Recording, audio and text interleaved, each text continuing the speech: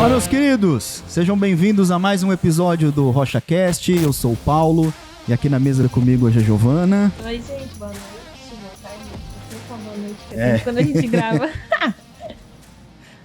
É isso aí, pode seguir. Gente, queria lembrar vocês, para vocês não esquecerem de nos seguir nas redes sociais, de lá dar uma olhadinha nas nossas publicações. É muito importante, ajuda muito a gente. E sempre você tem notícias sobre quando vai sair o próximo episódio, sobre o nosso próximo convidado. Também não se esqueça de se inscrever aqui no canal, de curtir, comentar o que você tem achado, compartilhar com as pessoas que você sabe que precisa ouvir essa palavra, aquilo que vai ser comentado aqui.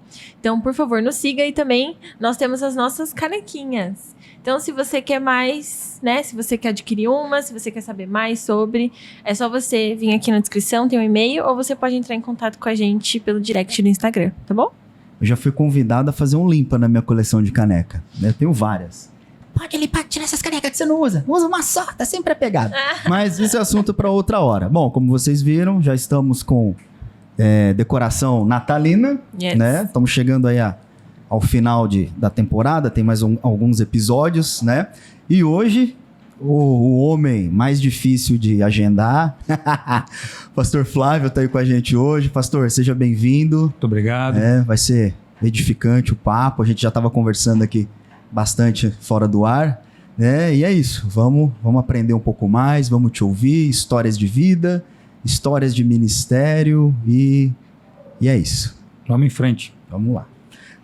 Gi, quer começar? Quer fazer a primeira pergunta? Posso fazer. Então tá. Pastor, a gente quer conhecer mais a sua história, como que você conheceu Jesus, como que foi a sua conversão, como que foi esse primeiro impacto, se você veio de uma família cristã ou não, a gente quer conhecer isso. Então, minha conversão se deu em duas etapas. Uma por envolvimento e uma por comprometimento. Não sei se vocês sabem a historinha do ovo com bacon. Não. Não. Vocês já comeram ovo com bacon? Sim. Basicamente, dois componentes, Uhum. ovo e bacon. De onde vem o ovo? Galinha, De onde vem o bacon? do porco. Muito bem. Para que a gente tem o ovo, o que a galinha precisa fazer? Precisa se alimentar, Botar o ovo. botar o ovo, E o bacon, o que o porco precisa fazer? precisa morrer. Então, a galinha só se envolve no processo. Ela deixa o ovo, vai embora e continua a vida dela. Uhum. O porco não. Ele tem que dar a vida para fornecer o bacon. A diferença de envolvimento e comprometimento. Então, com 15 anos, mais ou menos 14 para 15 anos, eu me envolvi com a igreja. Meus pais se converteram, começou pela minha mãe, fomos para a igreja. E ali me envolvi até em ministérios, em caminhada. Mas no primeiro momento que o mundo fez psiu, vem para cá, eu estava só envolvido. Então eu fui para o mundo e me perdi como todo jovem aí no mundo se perde. E aí que vem a segunda etapa, né? Que em 88, outubro de 88, conheci a Bernadette. Ela, assim, comprometida com o evangelho, né? Então, para caminhar com ela, tinha que estar dentro do padrão, Tá junto, né? né? Dentro daquilo que ela tinha de comprometimento. E comecei a caminhar. Só que foram 3 anos ali acompanhando, até que 15 de novembro de 91, teve toda a mudança, todo o divisor de águas, que naquela época não tinha o nome de encontrão, encontro com Deus que a gente tem hoje, mas foi quando eu tive meu encontro com Deus. Que ali deixei vício, ali eu fui transformado. E, para vocês terem uma ideia, 91 aconteceu isso, novembro de 91. Julho de 93 nós estávamos casando, e março de 94 eu era pastor. Uau, Muito rápido. Muito rápido. Diferença de envolvimento e comprometimento. Quanto tempo envolvido, depois deixa e vai e volta. No momento em que houve o comprometimento, o entendimento real de quem eu era nesse processo, de quem eu era a respeito do meu chamado e daquilo que Cristo queria da minha vida. O processo foi muito rápido. E quando a gente percebe, a gente está inserido no plano de Deus e a vida começa daí para frente. Então esse é o processo da conversão. Começou no envolvimento, mas só realmente se concretizou no comprometimento. Uau, muito forte. Mas aí, assim, nesse período, entre a conversão, casamento, comprometimento, como que surgiu a questão do chamado pastoral? É que na igreja onde nós estamos, embora eu tenha sido na visão daquela igreja, porque ali só se ungia pastores com mais de 30 anos, a partir dos 30 anos, dando até a ideia do princípio do ministério de Jesus, que só começou aos 30, então o pastorado teve que começar aos 30, e eu fui o primeiro pastor a ser ungido com menos de 30 anos, eu fui ungido com 28 anos de idade. Nossa. E foi assim, algo que o próprio pastor presidente na época decidiu abrir mão da própria regra que ele mesmo criou, porque o processo levou para isso. O primeiro ministério nosso naquela igreja foi com crianças, né? Como a maioria acaba começando. E dali fomos para o diaconato, mas a igreja crescia numa velocidade razoável e começaram o que a gente chama de célula hoje, né? Então tinha todo o processo de culto no lar, nós começamos a fazer esse culto, e esse culto cresceu, que chegou ao ponto que nós tivemos que arrumar um lugar, e esse lugar era muito engraçado, porque isso ficava aqui na Coab 1, e era um local, um centro comunitário, que um dia tinha capoeira, outro dia tinha feira, outro dia tinha aula de escola de reforço escolar e tal, e 2 dias era um culto. Então a gente falava que a gente tinha o kit monte a sua igreja, né? Os bancos a gente guardava tudo, bateria guardava tudo, quando era o dia de culto montava tudo, porque o espaço era multiuso. E ali começou a crescer, porque nós começamos dentro de um apartamento de Coab, que vocês sabem o tamanho, e que teve um momento que tinham mais de 25 pessoas dentro desse apartamento. Nossa. Então, como é que ia fazer com 25 pessoas dentro de um apartamento? Então, eu ministrava em pé, no meio das portas, e ficava gente no quarto, gente na sala, gente na cozinha, e eu virando de um lado para o outro. Então, precisamos arrumar um lugar. E aí, fomos para esse centro comunitário, começou a crescer, aí Deus nos levou para um salão novo que nunca tinha ninguém usado, e ali ela foi crescendo. E dali essa igreja foi para um lugar maior no centro de Arthur Alvim, mas curiosamente, quando estava tudo certo, eu participei de todo o trâmite para a mudança da igreja, e numa noite o Senhor me deu um sonho em que a igreja inaugurava, estavam lá pessoas que iriam participar dessa inauguração, e eu chegava na porta e não conseguia chegar até lá. Eu não conseguia chegar até lá. Nossa. Eu acordei e entendi que aquele momento não era para mim.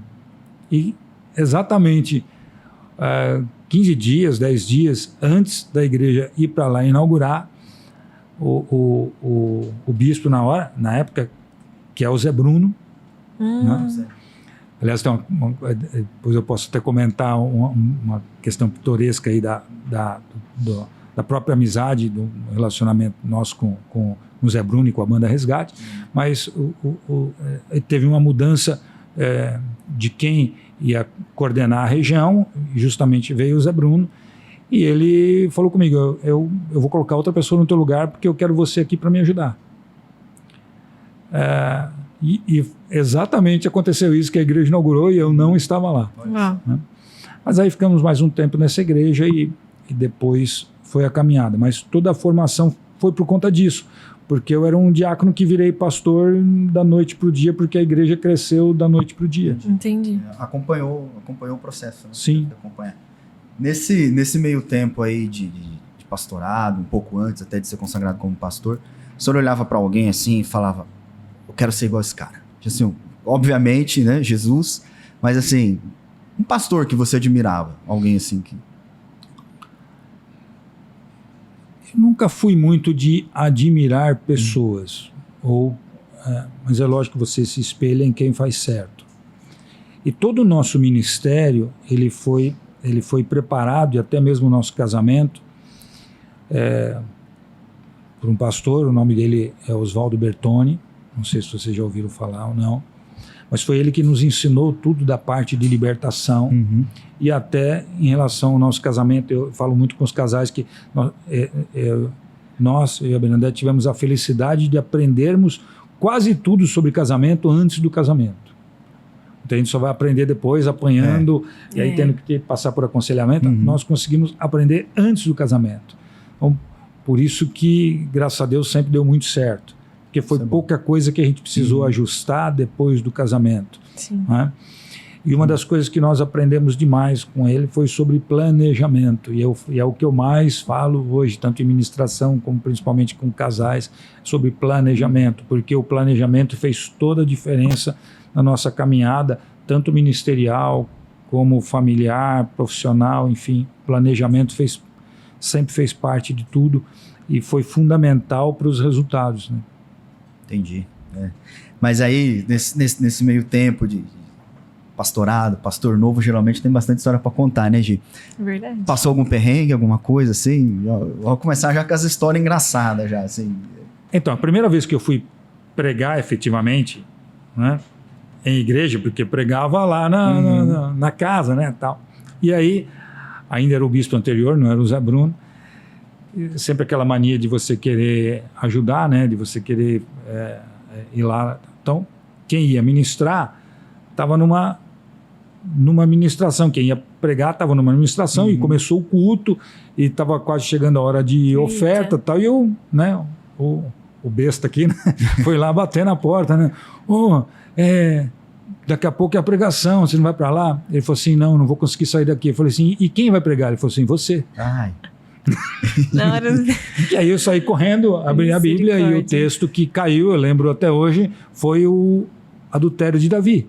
Nossa. E foi assim a primeira pregação numa igreja para mais ou menos, era um culto de semana, devia ter talvez umas 300 ou 400 pessoas. Pouca gente. Meu Deus. E foi essa a primeira pregação. Bem tranquilo.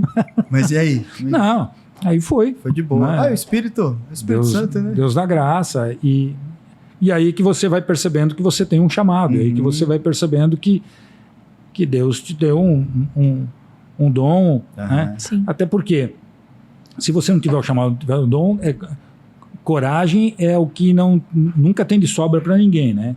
Então, é o chamado que te leva, nunca é a coragem, né? É verdade. A coragem, na verdade, não vem nunca, né? A coragem e a tremedeira nas pernas, né? Costumo dizer que o dia que você for subir no púlpito, as pernas não estiver tremendo, a boca do estômago gelado, tá na hora de parar, sabe? Isso eu tenho muito forte comigo, sabe? Hoje não existe, não tem mais a tremedeira, mas há o temor, né? Com certeza. É diferente. Que a gente sempre pensa na responsabilidade de vidas que estão te ouvindo e o que você tem que passar como mensagem, ela está dentro, obviamente, da palavra, dentro da visão da igreja e principalmente dentro da vontade de Deus, porque às vezes a pregação é para você pode ter 150 pessoas dentro da nave da igreja e às vezes a pregação é para uma pessoa só. E às vezes essa pessoa essa única pessoa, às vezes é você mesmo. Esse que é o problema. Né? Então, saber transmitir aquilo que Deus quer, que é a grande responsabilidade. Mas aí nesse caso, por exemplo, você está lá, você estudou o texto, você desenvolveu a mensagem, você sobe no púlpito, está pregando. Aí Deus não quer falar com aquelas 300, 400 pessoas que estão ali, mas ela quer falar com você, né? Com quem está pregando. E aí, qual a reação? Tipo, nunca é só muitas vezes é com a gente também. Sim. Mas, lógico que a gente está indo para um extremo, né? Uma pessoa só. Mas você pode ver que se você falar, é o que acontece muito até na célula, quando a gente vai, né? Você vai perguntar, o que chamou a tua atenção no culto? Na pregação? Cada um fala uma coisa. Porque o Espírito Santo vai pensar uma coisa. E curiosamente, falando de encontrão, Às vezes eu pego a mesma ministração por um bom tempo para fazer todo o encontro. Teoricamente teria que ser quase que a mesma coisa, né? Uma repetição. E aí, às vezes, depois de um tempo, uma pessoa vem e fala para mim assim, você falou ministração tal, você falou isso, assim, assim. Aí eu olho para ele, falei? Porque não está... E você fala, por que naquele dia eu falei isso? Eu falei tal coisa. E você nem sabe por que você falou aquilo naquele dia, mas a pessoa sabe, o Espírito Santo sabe por que foi falado. Então, tem muito disso na ministração. E às vezes você prepara um monte de coisa, quando você sobe no púlpito, você começa a falar, e o Espírito Santo e nada do que aquilo que está ali é só o pão em volta, né? Porque o recheio muda tudo. Muda né? tudo. Né? Então, porque há propósitos de Deus, né? Você prepara porque você vai pelo teu conhecimento, porque você ora, mas tem momentos que o Espírito Santo fala, não. Você entrega o seu melhor, né? Mas... de repente a pessoa que não era para vir veio, o Espírito Santo, então já que veio, vamos mudar aqui, porque ela tem que ouvir. Talvez seja isso. Muitas explicações a gente vai ter só o dia que tiver aí frente a frente com o Senhor. Frente né? a frente. Lembra aquele dia, eu mudei tal verdade. coisa? Era por causa disso. Puxar da listinha, né? Senhor, por que isso? Não, por causa disso. Né? A gente vai ter todas as respostas né, naquele dia. É muito dentro disso. Pastor, como que nasceu a questão do encontro com Deus, de o senhor tomar a frente disso, cuidar dessas vidas, a questão do processo de libertação, que é algo muito sério, você encontra a pessoa ali totalmente... Algumas nem queriam estar ali, né? Vão por obrigação. Como que é lidar com isso? Então... Tem um detalhe muito interessante nisso. Porque assim, quando o encontro veio para a Rocha, né, nós fomos buscar algo que realmente pudesse trabalhar as vidas. Eu lidei por muitos anos com a parte de libertação, que a gente fazia libertação coletiva e tal. E aí começamos um encontro. A princípio, o pastor Mauro conduzindo e dirigindo o encontro. Passaram outras pessoas no processo. Quando foi em 2011, ou seja, 3 anos depois, eu lá ajudando a ministrar, ajudando a participar do encontro. Antes de falar dessa data, de 2011, a gente tem que voltar 11 anos para trás. Em 2000, nós estávamos numa outra igreja, até vou comentar pela proximidade, que era a Comunidade da Paz, que era a igreja do pastor Everson. E nós fomos fazer uma ministração numa jovem que ela tinha muitos problemas. E a gente tinha acabado de formar o ministério, a equipe, então a equipe ainda não tinha muita estrutura, muita base por aquilo que ia acontecer ali. Então, lembra que eu falei do pastor Oswaldo Bertoni? Liguei para ele e falei assim, preciso de uma ajuda, e ele já com uma equipe muito mais estruturada. Levamos essa moça para a igreja dele, para que ali junto com a equipe dele pudéssemos ministrar. Foram mais ou menos 6 ou 7 horas de ministração, eram muitas questões. Só que no meio daquilo, uma das irmãs lá me entregou um papel com uma palavra profética.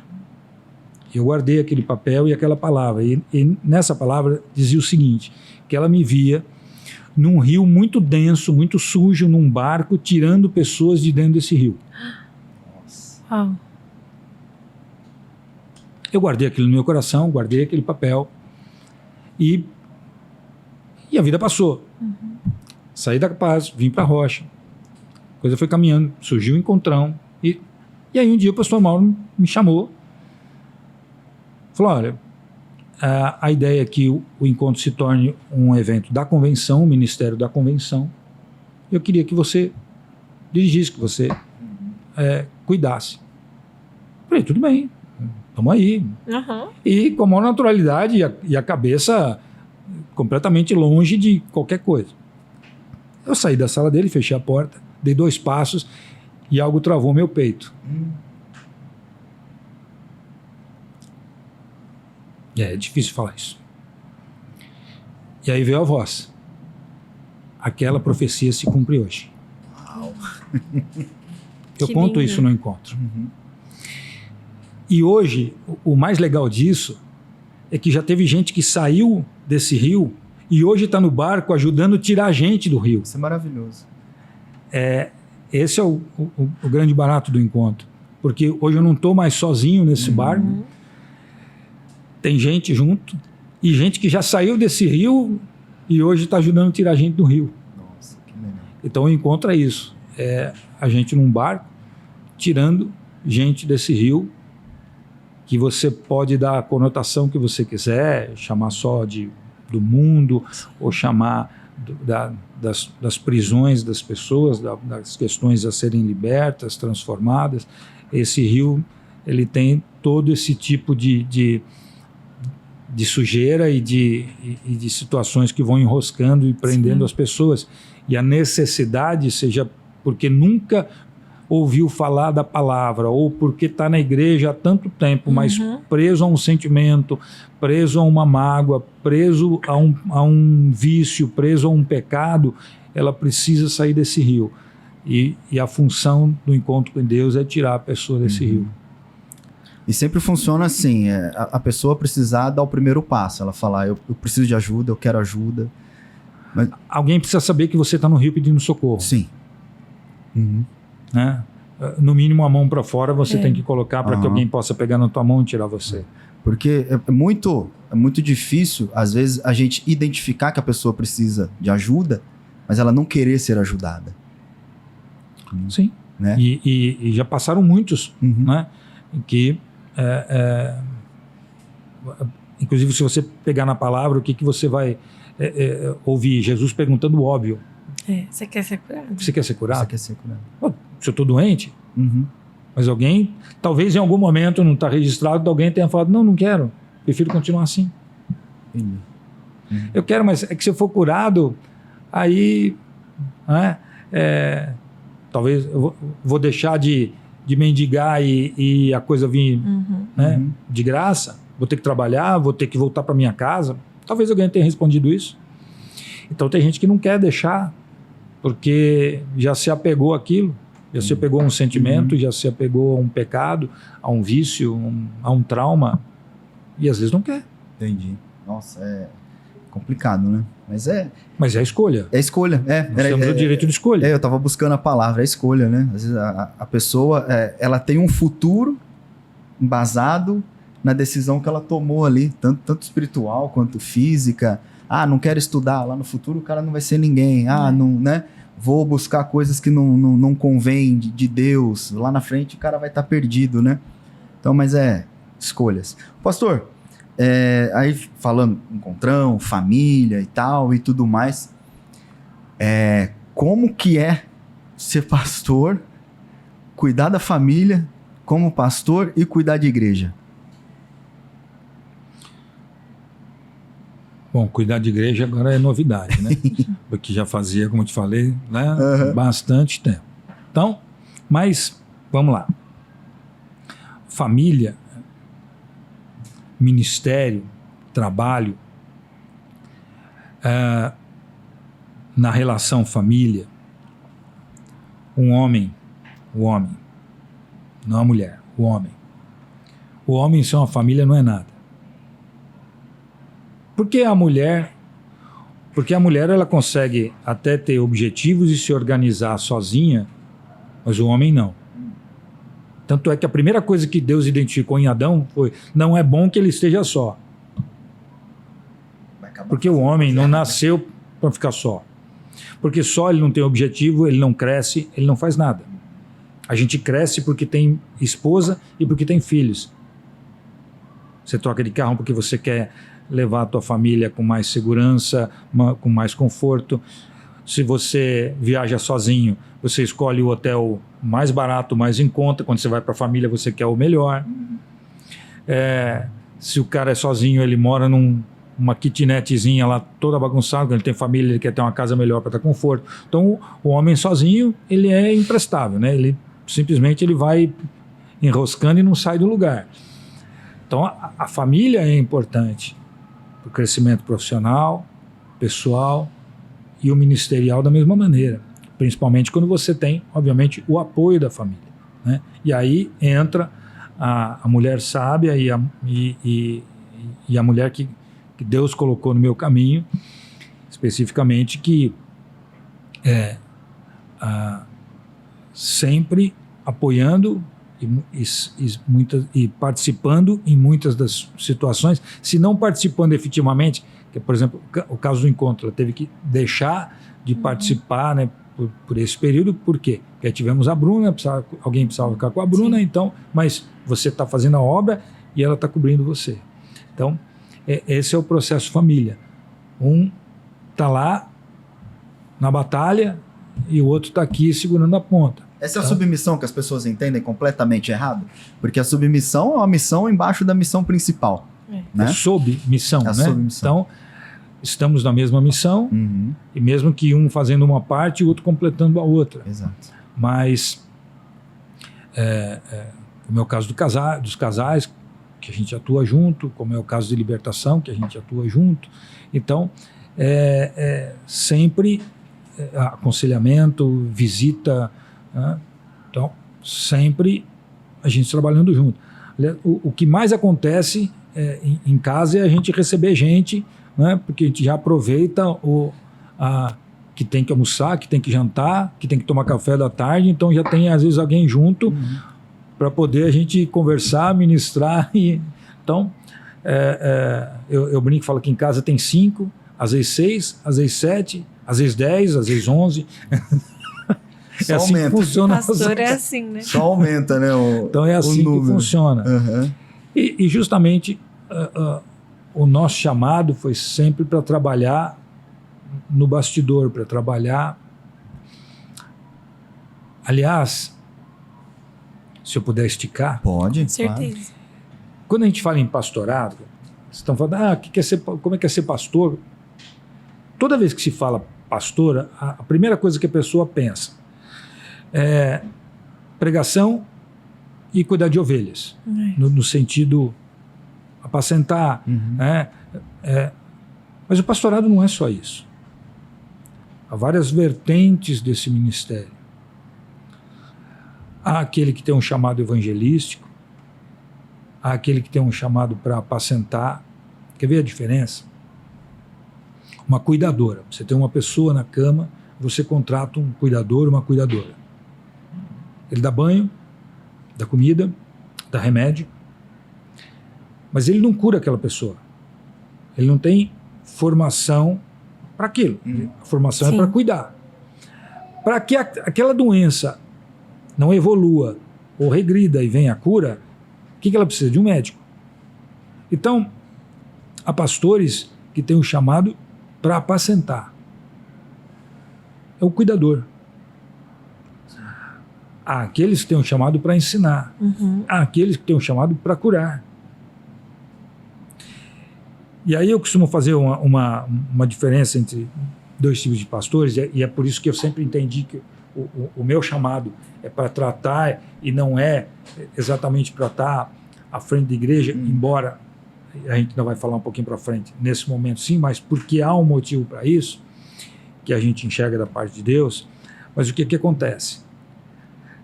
Lembra lá do tocador de flauta como é que era o nome lá que ele ia tocando flauta e os ratos indo atrás? Lembra dessa historinha? Lembro. Então, tem pastores que são assim.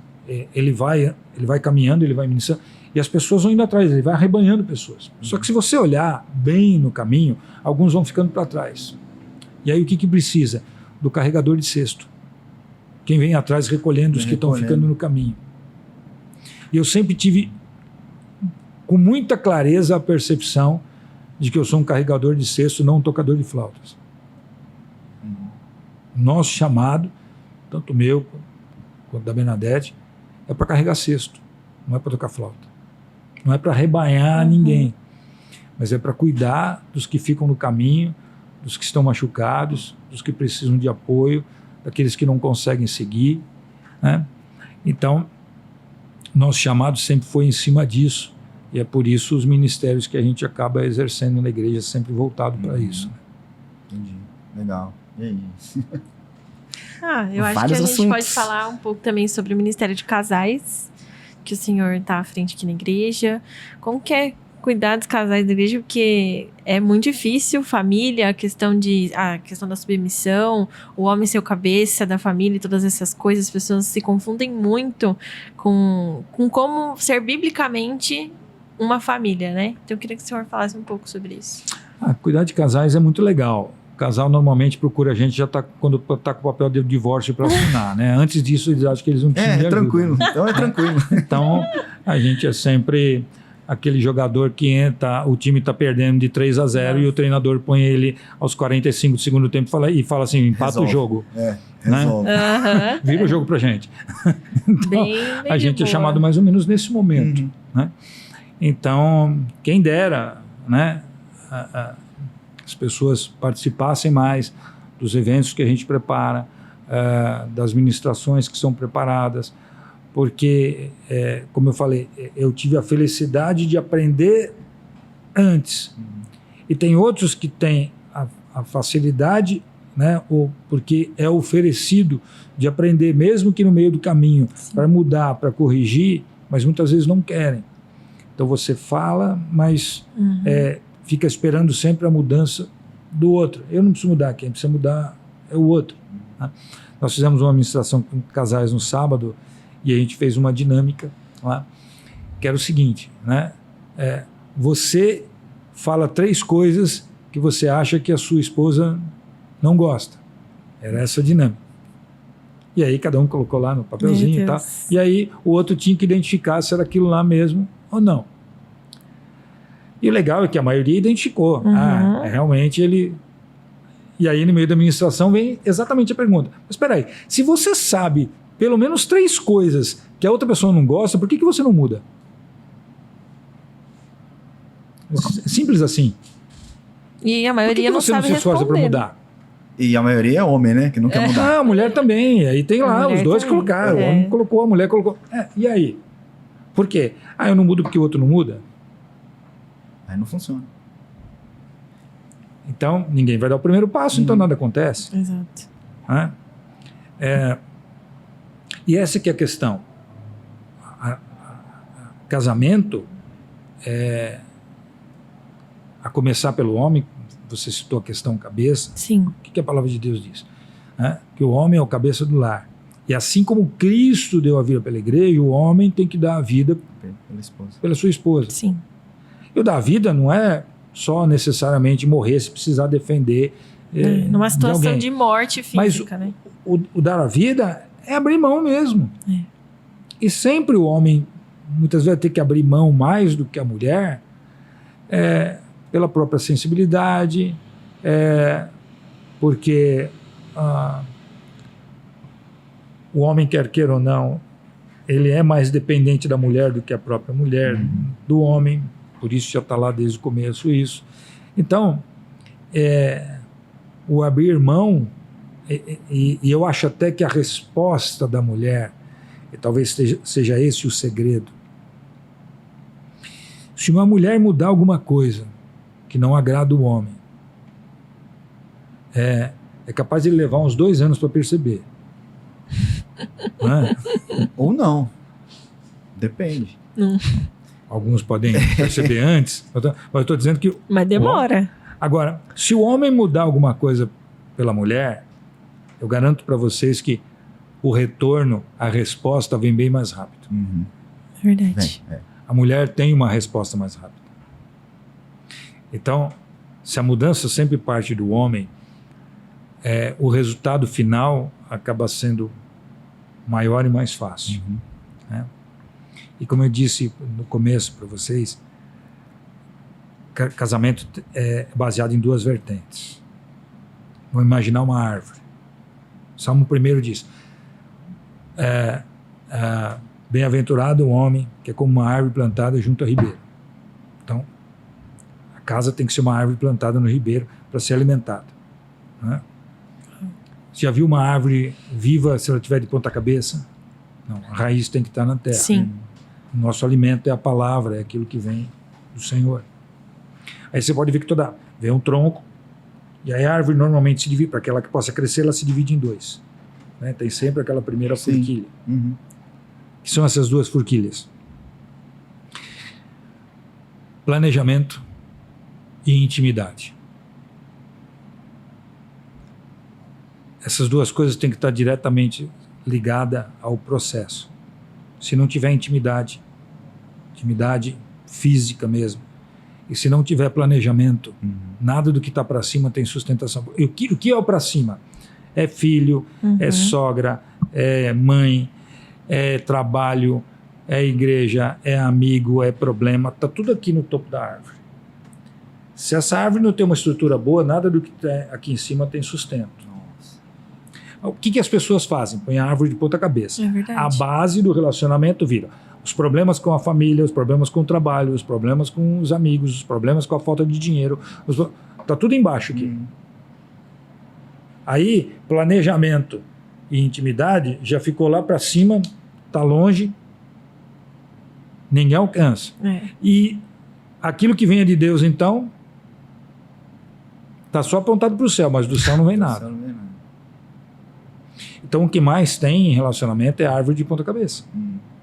Onde a base são os problemas. E eles tinham que estar lá em cima sendo sustentados, sem afetar o relacionamento. Então, é o que a gente bate na tecla. Base de tudo. Intimidade tem a ver com diálogo, tem a ver com demonstração de carinho, com gesto de carinho. Não é? Esses dias eu ouvi algo a esse respeito, que as pessoas que... quanto mais você beija, mais você vive, mais longa é a tua vida, né? Então, se quiser viver um pouco mais, beija um pouco mais, não tem problema, né? Deus não proíbe isso. Beijar a esposa, né? Sim, claro. Pelo amor de Deus, gente, a esposa. E qual que seria a dica que você dá para um casal que quer fazer um planejamento? Quais são os pontos que precisa ter dentro disso? Para um jovem casal que acabou de entrar, né, nessa questão do casamento, acabou de casar e está meio confuso assim de como construir um lar saudável. Vamos dar um exemplo. Vamos fazer uma viagem daqui para o Rio. Tá. Vamos pegar 2 carros iguais, com 2 famílias iguais dentro. O trajeto é o mesmo, o carro é o mesmo, consome a mesma coisa. Aí você tem 2 famílias aqui. Um deles, um dia antes, colocou combustível, ele já colocou o negócio lá do sem parar, lá para passar no pedágio, né? A tag no coisa. Ele já viu óleo, pneu, água, montou tudo dentro do carro. Ele já sabe onde ele vai parar para comer e abastecer, ele sabe tudo. Aí ele entra na estrada. E aí vem a outra família. O cara não pôs combustível, não olhou nada. Saíram atrasados do que queriam sair. Ele não sabe onde vai parar, ele não sabe o que vai fazer. E aí ele sai aqui. Passa o outro aqui, porque o outro está na velocidade da pista. E ele passa aqui. Feito doido. Dali a pouco veio o pedágio. Ele começa a procurar dinheiro no bolso, que ele não sabe onde tem. Aí ele fica parado na cancela do pedágio, a moça olhando para a cara dele, ele procurando. Mulher, procura dinheiro aí na bolsa, não tem moeda. Filho, não tem moedinha aí? Ele vai pagar. Enquanto isso, o outro passa, vai embora. Tudo certo. Aí ele já ficou nervoso aqui, ele já sai. Aí ele já sai feito doido, cantando o pneu do coisa, e passa o outro de novo. Aí dali a pouco ele olha no ponteiro, não tem combustível. Aí ele para, ele pega o pior posto da estrada, o mais caro da estrada, porque ele não se planejou, e o outro passa e vai embora. Aí ele fica nervoso, porque ele está pagando caro no combustível. E assim que ele põe combustível, que ele põe o carro na estrada, o primeiro filho fala assim, eu quero ir no banheiro. Meu Deus. E dali 2 minutos o outro fala assim, eu quero comer. E ele vai ser obrigado a parar de novo. E o outro vai fazer o planejamento dele, de parar, enquanto a família vai no banheiro, ele põe combustível, eles vão, comem, num lugar bacana, tá, direitinho, e vão embora. Final das contas, para resumir, os 2 vão chegar ao mesmo tempo no Rio de Janeiro. Esse aqui vai ter gasto muito mais combustível, mais dinheiro, ficou nervoso, chegaram brigando, as férias já começaram da pior maneira possível, e esse aqui vai chegar com toda a tranquilidade do mundo, vai desfrutar do passeio, foi tudo tranquilo no meio do caminho. Isso se para esse aqui não acontecer nada de pior, de ser parado por um guarda porque estava correndo demais, ter fervido o motor porque não colocou água, isso se não acontecer nada de errado, ele vai chegar junto com o outro, uma despesa muito maior, com um nervoso muito maior. É só um exemplo simples de como o planejamento muda o resultado não só do objetivo, mas de todo o relacionamento em volta. Sim. O filho já ficou nervoso, o cara já ficou nervoso, já estragou o passeio. E pro outro deu tudo A certo. criança chora. É só isso, né? Quando você tem uma família, os seus filhos diretamente sofrem o impacto das suas decisões, né? Muito. Eu, como uma filha de pais separados, falo com propriedade, né, sobre isso. Então, é muito importante realmente planejar. Em casa a gente planeja tudo. Uhum. Nós planejamos o casamento, nós planejamos os filhos só nasceram quando nós quisemos. Todos eles vieram no momento que foi planejados para isso. A gente planeja viagem, a gente planeja... tem viagem que a gente planeja por 2 anos, a gente tem uma viagem que nós queremos fazer o ano que vem, ela já está sendo planejada há 2 anos. A viagem que a gente vai fazer em janeiro, ela já está comprada, ela já está acertado hotel, já está acertado tudo. Então, é sempre assim. Não, por quê? Se você deixa para contratar em cima da hora, você vai pagar mais caro, você vai pegar o hotel pior, mais caro, você vai... se você for comprar uma passagem aérea, ela vai ser mais cara. Sendo que você vai ter que fazer mesmo. Se você quer fazer a viagem, você vai ter que comprar isso, você vai ter que adquirir isso. Então, por que você não pode fazer antes? Pode fazer antes. Verdade. Você vai conversar, você vai mostrar, vai pegar opções, vai todo mundo concordar. Sempre foi assim em casa. Vamos viajar? Vamos viajar. Sentava todo mundo, a ideia é para tal lugar, e aí? Com os filhos, com tudo. Né? Até aconteceu agora nessa viagem. Os meninos hoje já quase não acompanham a gente. Tá? Aí, nós estamos pensando em algumas opções assim, vocês vão querer ir com a gente? Tá? Eu estou pensando em tal coisa, estou pensando em tal coisa. Tá bom. Falei, então, depois não reclama, eu vou fechar alguma coisa. Aí fechei, aí veio o Matheus agora. Eu não sei... Ele quer com a gente, ainda dá tempo. Tá aqui o telefone do hotel, tenta buscar lá, já vê, planeja aqui. Já está acertando lá. Por quê? Porque eles também estão aprendendo essa questão de planejamento. Tanto é que a estrutura financeira deles, hoje, com a idade que tem, é melhor do que a nossa na idade que nós tínhamos, a idade deles, porque eles já aprenderam planejamento. Sim. Entendi. Legal. Quanto tempo de casado o senhor tem, pastor? 30 anos fizemos agora. Parabéns. Dia 3 de julho. Que legal. Parabéns. 30 anos. 30 anos é uma vida, cara. É uma vida. É uma vida. Qual que é o segredo de um casamento duradouro? Fica casado. Ser feliz ou ter razão? É um bom conselho. Ser feliz. Sem dúvida. Né? Não. O segredo é você entender que você é um, não 2. 2, cada um tem uma ideia. Um tem que ter planejamento. Um tem que ter entendimento. Sim. Teve briga nesse meio do caminho? Teve discussão nesse meio do caminho? Teve não concordo com o que você falou, com o que você fez? Teve. Né? Mas se a palavra de Deus diz que o amor tudo suporta, se o amor não suportar o casamento, então ele não suporta nada. Então eu tenho que jogar isso fora da minha Bíblia. Porque eu consigo às vezes suportar o estranho. Quando a palavra de Deus diz, ama o teu próximo, a pessoa mais próxima a você é aquela que divide a cama com você. É verdade. Se você não consegue amar a pessoa que divide a cama com você, você vai amar aquele que não tem identificação nenhuma com a tua vida. Então o amor é a base de tudo. Aliás, o próprio texto de Coríntios, ele diz, né, que por fim o amor nunca acaba. Então quando você ouve de alguém que fala assim, a gente separou porque o amor acabou. Mentira. Ou nunca existiu, ou ele não sabe o que está falando. Ainda ama, mas está soterrado pelos problemas. Nossa. E teve assim, nesse tempo de cuidar de família, hoje você queria falar alguma coisa? Não, tá. Esse tempo que vocês cuidam de casais e tal e tudo mais, teve assim alguma experiência que, obviamente com todo esse tempo, teve várias, mas uma assim que, nossa, Deus transformou o relacionamento de um jeito, e se comparar o que era antes e o que é hoje, vão falar que, sei lá, é mentira. Tem muita gente aí nessa caminhada, alguns inclusive recentes, de gente que não queria continuar mesmo. Né? E hoje está aí firme com objetivos comuns. Mas talvez o mais emblemático de todos é a própria história do meu grande irmão, que é o Kleber, que Deus preparou os nossos caminhos, né? Você imagina isso, estou falando de 25 anos para trás, né?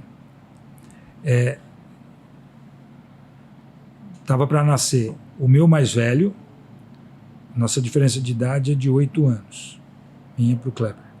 Então, eu 8 anos mais velho, estava para nascer o primeiro filho. Ele 8 anos mais novo, estava para nascer o terceiro filho. Nossa. Meu Deus do céu. Planejamento 0. abaixo de 0. Estavam vivendo uma vida extremamente difícil, já não suportando os problemas, influência de família. Foi quando a gente chegou com Cristo para a vida deles. Uau. Hoje a minha grande alegria aliás, eu até mandei mensagem ontem, porque nós estamos juntos. Hoje nós dois fazemos parte do Conselho de Técnicos de São Paulo e também fazemos parte de algumas comissões da ABNT de reforma de normas. Uhum. E aí você imagina esse cara que lá atrás estava numa situação extremamente difícil, ao ponto de perder tudo, e inclusive família e tal. E ele estava ontem, eu ainda deixei ele, eu não pude ficar porque eu tinha voltar, porque tinha célula e algumas coisas para resolver. Então eu deixei ele, foi lá para representar o conselho dentro da Fiesp, junto com o presidente da Fiesp, junto com o vice-governador. Como é que você vai imaginar que um cara, aonde estava há 25 anos atrás, 25 anos depois, pudesse estar participando de um evento como esse, representando uma entidade como um conselho de profissional? Nossa. É só Deus que faz essas transformações. E aí, os 3 filhos hoje caminhando dentro do Evangelho, a família, a estrutura do casamento. Então, para a gente é uma alegria isso, saber que a gente participou de parte desse processo e que hoje é gente que é exemplo, é gente que está firmado aí nos caminhos do Senhor e que hoje é honrado por Deus por aquilo que se posicionou, e a gente tem uma contribuição disso. Então, tem muito exemplo, mas acho que esse daí talvez seja o mais duradouro aí, né? Nossa, legal. Glória a Deus. Bastante coisa, né? E aí, Gi? Eu acredito que eu, né, com uma pessoa que ainda quero casar, né, gosto de ouvir sobre isso. Então, como assim de cara quando você entra num casamento, quais são as coisas que você precisa, como um casal, tomar atenção além do planejamento, né, dentro de um relacionamento, para evitar briga, para, enfim, discussões, esse tipo de coisa? Uma coisa muito simples que já é ensinado lá em Gênesis: deixar pai e mãe. Essa é a primeira coisa que tem que ser feita. E o deixar pai e mãe não é deixar de visitar, ir lá comer Sim. um dia ou outro. Porque assim, a minha mãe fazia diferente, hein? Não tá igual da minha mãe. É água, mas não tá igual da minha mãe. Não tem casamento que resista a isso. É verdade. Aí, olha, a barba do meu pai nunca ficou assim. Não tem casamento que resista a isso. Então, o primeiro passo é deixar pai e mãe. Por quê? São culturas diferentes. Dificilmente, a menos que sejam da mesma família, né? Fosse casar primos, mas mesmo assim, então, cultura alimentar diferente, cultura financeira diferente, cultura sobre relacionamento. A gente estava até sábado ouvindo o Jean, da Ana Paula, né, que o modelo de família deles é completamente diferente. E que ele hoje se espelha no modelo dela. Né? Mas, então, você tem modelos diferentes em que, às vezes, este modelo vai te atrair ou então vai te assustar. Ou então vai ser completamente avesso àquilo que você tinha como comportamento. Né? Você vem de uma casa toda organizadinha e aí casa com a pessoa que deixa tudo bagunçado. Bom, e aí? Como é que faz? Ou então você é o bagunçado e a outra pessoa que é tudo organizado. Meu pai se planejava, o meu não. Gostava de tal comida. A verdade nós fizemos uma troca na vida. Né? Sim. Eu ensinei ela a comer salada e ela me ensinou a comer doce. Por isso que eu fiquei como eu fiquei. Então, nós casamos e aí passaram os primeiros dias e aí eu virei para ela e falei assim, escuta, nessa casa não tem salada? Ela, não sabia que você queria salada. Eu falei, não como sem salada. E ela passou a fazer salada e passou a comer salada porque eu gostava de salada. Sim. Então, porque você vai pegar uma cultura, outra cultura, e aí tem que virar uma cultura única. Então, hoje a cultura da nossa casa não é nem a cultura da casa dos meus pais e nem a cultura da casa dos pais dela. É a cultura da nossa casa. Porque a gente deixou pai e mãe. Olha, estou abrindo mão disso, ou então eu vou fazer isso, porque isso aqui é importante. Porque então, primeiro passo, deixar pai e mãe. Uau, muito bom, muito necessário. E cria-se uma nova cultura, né? Quando você deixa pai e mãe, o casal começa a passar pelo fino ajuste, né? Sim. E cria-se uma nova cultura. Mas é interessante isso. É o cordão umbilical, né? É cortar não, lógico, é cortado do filho lá quando nasce com a mãe, mas existe um cordão umbilical espiritual, né? Emocional, independente. Né? Ainda mais quando a família já é mais apegada, né? A mãe, uma super protetora, assim, já fica... Aí é mais difícil ainda. E quando é difícil, quando tem um monte de menina, filha, mulher e nasce um homem. Oh, meu Deus. Aí é complicado. Olha, vou te falar. Ou então nasce uma menina e nasce um monte de homem. Meu Deus. Olha, lá a minha sogra é 2 meninos e a minha esposa de menino. Ela é a queridinha. A querida ela da é família. A queridinha. É isso mesmo. Mas tem um segundo passo, viu? Qual? Viva o sonho do outro. Uau. Ninguém Isso é legal. casa para viver o próprio sonho. Viva o sonho do outro. Pensa assim, ó, um barco no meio de uma represa, 2 dentro dele. Um remo na mão de cada um. Aí um fala assim, eu quero ir aqui. E o outro fala assim, eu quero ir aqui. Como é que faz para 2 num barco, um vir para cá e um vir para cá, se tem um barco só? Ou você rema junto para chegar no mais perto e depois junto para chegar no outro, ou então vai ficar um remando para cada lado e ninguém vai sair daqui e nenhum dos objetivos vão ser alcançados. Compre o sonho do outro, viva o sonho do outro, aí o outro vai viver o sonho com você.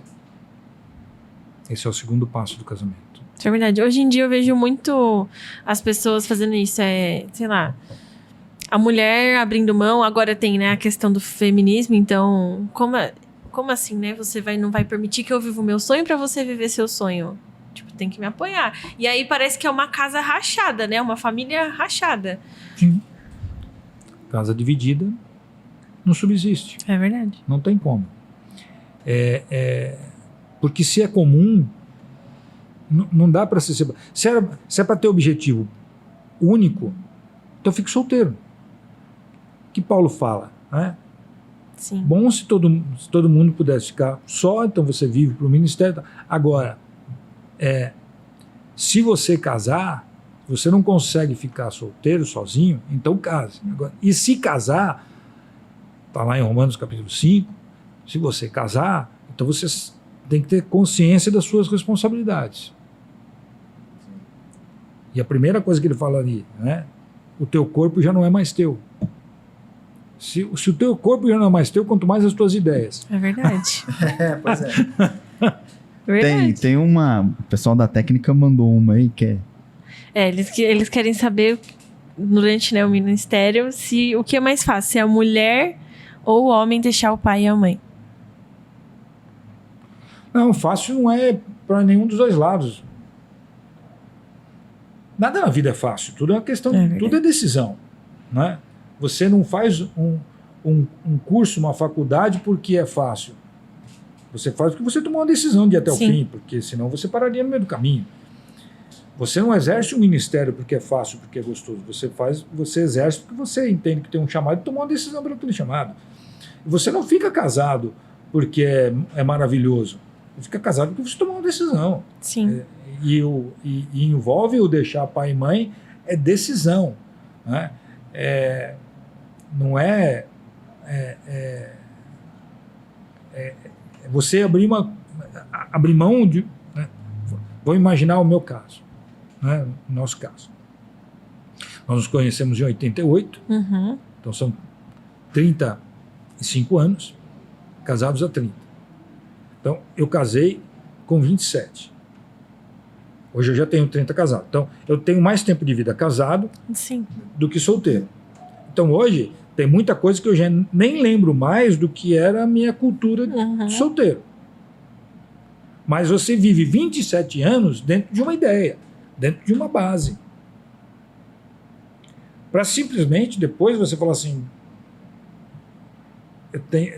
tem que começar algo novo, diferente. Então não é fácil para mim. Case você com 20, com 25, com 27, com 18, seja lá o que for, é um tempo de vida que você passou vivendo aquela cultura. E às vezes esse tipo de cultura, que infelizmente acontece em alguns lares, extremamente danoso ao relacionamento. Uma cultura danosa ao relacionamento. Né? Que é o exemplo que... Um dia o Matheus chegou para a gente, acho que ele tinha uns 7, 8 anos de idade, chegou em casa e falou assim, pai, o que tem de errado com a nossa família? Eu não sei, filho, tem alguma coisa de errada com a nossa família? Eu falei assim, eu sou o único que tem pai e mãe que vive junto, o resto da minha classe tudo é separado. Aí tem dia que ele está com o pai, tem dia que ele está com a mãe. Eu também quero. Eu falei, filho, isso não é o que está de errado na sua família, é o que está de errado nas outras famílias que não suportaram. A nossa é normal. Mas, olha só, porque ele olhou para a casa dele e viu que era diferente do que os amigos contavam. Não é? Agora, você imagina a cabeça do outro, né? Você citou o seu próprio caso, me permita. Né? Então, olha, de duas pessoas que não conseguiram conviver juntos, porque por algum motivo não abriram mão. Então, qual é o aprendizado? Né? Que é o caso dos jovens hoje. Você já casa pensando que, se não der certo, eu separo. Então, onde é que está o esforço aí? Onde é que está a decisão aí? Não está. Vamos ser felizes enquanto durar. Não dura mais, vamos embora cada um para o seu lado. Então, e vai ter momento que você vai achar que talvez essa seja a única saída. Isso vai acontecer com muitos casais. Com certeza. Agora, a decisão de permanecer é que faz a gente lutar para ser diferente. É o famoso quebrou, jogar fora, né? Os jovens hoje é tudo isso, né? Mas é verdade. O senhor falou que não lembra velhos hábitos de quando era solteiro. Nenhuma mania? Porque eu tô te ouvindo falar, né? E quando o senhor falou, eu tenho mais tempo casado do que de solteiro, eu ainda carrego um hábito, assim, que pra mim funciona como uma válvula de escape. Pelo menos um dia da semana eu preciso ficar completamente sozinho em casa. A minha mulher, ela trabalha híbrido, né? Então, às vezes eu trabalho em casa, às vezes ela vai pro escritório, meu filho estuda à tarde. Então, quando ela fala assim, vou pro escritório, eu já por dentro já começo a soltar meus rojão. Falo, hoje que eu vou ficar em casa, vou trabalhar, lógico, né? Fazer minhas coisas, mas pelo menos eu vou ter aquelas 3 horinhas assim, pra deitar no sofá e não fazer nada, ficar sozinho. Não no sofá, fazer outras coisas, mas ficar assim, sozinho. O senhor nenhum hábito assim de... Tá pensando. Quando Deus falou para Adão, é bom que o homem não esteja só, né? Quando Deus, na verdade, estava falando entre Pai, Filho e Espírito Santo. Né? É bom que o homem não esteja só. Realmente é bom que ele não esteja só, mas que o homem gosta de ficar sozinho, ele gosta. Né? Tanto que ninguém sabe onde estava Adão quando Eva foi abordada pela serpente. É verdade. Ninguém explicou isso até hoje. Ele tinha que estar lá para defendê-la da serpente. Ele não fez o papel dele. Então, talvez ele tivesse no canto dele só dentro da caixa. Porque o homem tem caixinhas, ele gosta de se enfiar nas caixinhas, né? Então, o homem tem caixinhas. A mulher, ela não. É tudo junto e misturado. O homem tem caixinha. Uma ligada na outra. Né? Então, a mulher tá falando de uma coisa e já está emendando. O homem não, só fala de um assunto de cada vez. Sim. Né? Tudo tem caixinha, compartimento. Então, tem hora que ele gosta de se enfiar na caixinha da televisão. Daí a gente brincou, né, nessa questão do que o que incomoda, né, do outro. Tá? Eu ainda bem, fui no caminho falando para a Bernadette, bom, se eu tiver que falar, você já sabe que eu vou falar, né? Que ela fala que eu me enfio dentro da televisão, né? Eu e a televisão nos tornamos um, né? E aí ela quer falar algum assunto, né? E aí aquela olhada, aí você tenta, né? Pai, fala de novo. Você me ouviu? Né? Aquela coisa. Então, e aí tem dia que, né? Vai sair ela e a Bruna, então, puxa, vou assistir meu jogo ou um filme aqui. É legal, lógico que é legal. E eu acho que todo mundo precisa disso, como ela também precisa do tempo dela sozinha. Mas não é isso que faz do relacionamento melhor ou pior. Ou que você precise ter um tempo sozinho porque o relacionamento é enfadonho. Não, é porque as pessoas às vezes precisam de um tempo só delas, né? Então, não vejo nada de anormal. Mas se for pensar em hábito, que você falou, algum hábito de solteiro, eu fiquei aqui pensando, porque acho que as maiores culturas, elas vêm de reações, né? Como é que eu vou falar se alguém na minha família for ver esse podcast e eu não ofender ninguém? Tradicionalmente, a família do meu pai é uma família de gente, é tudo italiano, né? Então, italiano briga, bate na mesa, quer virar a mesa, quer jogar tudo no chão. Normalmente, deixa fluir essa parte emocional, né? E essa foi talvez a minha maior luta.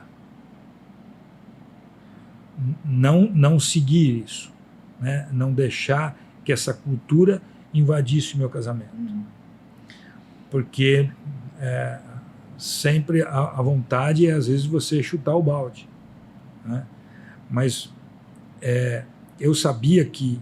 Eu costumo brincar muito, porque... Os casais às vezes se parecem com bicho, né? Às vezes, você pega lá um casal que a mulher é o coelho, né? Ela quer fazer tudo rapidinho. E o marido é o tartaruga, né? Quer vir devagar. Então eu falo que o coelho é a tartaruga. Em casa tem uma leoa e um cavalo. Bernadette é a leoa. Trabalha feito uma leoa, corre atrás das coisas, se vira, faz, defende. Agora, não mexe, porque a chance de você sair unhado ou devorado é grande. Então, toma cuidado e não puxar o rabo da leoa. E o cavalo é aquele tipo que você usa ele para o que for, ele trabalha por você, ele faz... Agora, não tenta montar no cavalo quando ele não quer, que vai tomar coice. Então, em casa tem um cavalo e uma leoa. A leoa aprendeu a não montar no cavalo na hora errada, para não tomar coice, e o cavalo aprendeu a não puxar o rabo da leoa para não ser arranhado. Simples assim. Então, ter que ter o controle, né, do cavalo para não dar coice, foi talvez o maior desafio que eu tive da cultura familiar. E talvez até pelo lado dela a mesma coisa. O maior desafio de não ser constantemente a leoa que quer arranhar, né, quer meter a unha, foi exatamente controlar para que isso não acontecesse constantemente. Talvez esse tenha sido o grande desafio dos dois lados. Entendi. É bom falar de família, de casal, né? Família é projeto de Deus, né? E quem não tem ainda vai ter, viu, gente? É bom ter. É projeto de Deus. E a família é a base da igreja. É a base da igreja. Isso é importante, né? A igreja, ela cresce de duas maneiras, né? Evangelizando, ganhando almas e organicamente, fazendo filhos, né? Você balançou a cabeça, tem uma visão diferente disso? É que esse número, né, da contagem por cabeça, mas ela cresce muito mais por ser família do que por formar família. Formar família é papai e mamãe formando filhinho. Né? Por quê? Porque quando a gente pensa em sociedade como um todo, e igreja inserida na sociedade, né? Primeiro, família é um projeto de Deus. Então, como é que eu posso pensar numa igreja que um dos projetos de Deus não são alcançados? Então, já está capenga, já tem um problema nisso. Institucional. A família tem... A igreja tem que pensar em família, porque família é projeto de Deus. Deixará o homem, sua casa, sua parentela, unir-se à sua mulher, os dois serão uma só carne. Pronto. Está instituído o casamento. Projeto de Deus. A igreja precisa pensar nisso. Sim. Se a sociedade deixar de pensar, a igreja não pode deixar de pensar. Sim. E por que isso? Porque a igreja depende da família. Porque a família estruturada, ela... É o que a gente estava falando. O homem sozinho não faz nada, a mulher... Então, enquanto família, você tem uma participação muito maior na igreja. Como família, você cresce individualmente, você cresce profissionalmente, você cresce financeiramente. E se você cresce financeiramente, você também contribui mais. E não só a contribuição, o dízimo, a oferta, não. Mas a tua disposição, porque você é uma pessoa que tem realizações. Você é uma pessoa que está se completando a cada dia. Então, dentro de você, há um desejo muito maior de você concluir essas realizações. E a igreja é um caminho para isso, é um veículo para isso. Então, quanto mais a família é estruturada, mais ela contribui para a igreja. Então, quanto mais ela contribui para a igreja, mais a igreja cresce. Então, não é só no número né, da família, mas é o quanto ela pode contribuir a mais quando ela é uma família estruturada, do que uma família que está rachada. Entendi. Muito importante. Você vê? São aprendizados, né? Você vê, demorou para agendar, demorou para marcar, mas ó, valeu a pena. Tá valendo a pena. Vou fazer só uma observação aqui, aí eu queria voltar no assunto pastorado e tal e tudo mais. Qual que é o momento assim de saber, né, aquele cara que quer casar, para aquela menina que quer casar, que ele encontrou a pessoa certa? Eu tenho uma base assim que o amor, ele é uma decisão. Você decide amar a pessoa, você decide amar ela ou não.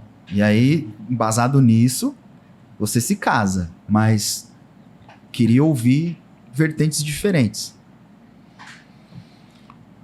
Cara, encontrar a pessoa certa é um negócio doido. Se eu contar para vocês como é que a gente se conheceu, eu era um cara doidão. Na época eu fazia off-road, tinha uma rural. O caiaque também. O caiaque. Aí eu tinha, na verdade, naquele momento, era para ter acontecido naquele feriado, que era o feriado de 12 de outubro, que na época o Sarney antecipava, então tinha vindo para segunda-feira e tal. E a minha intenção era ter ido para Mococa. Eu ia para Mococa para ver um local, que a minha ideia era eu mudar para Mococa, montar um lava-moto lá em um local de trilha.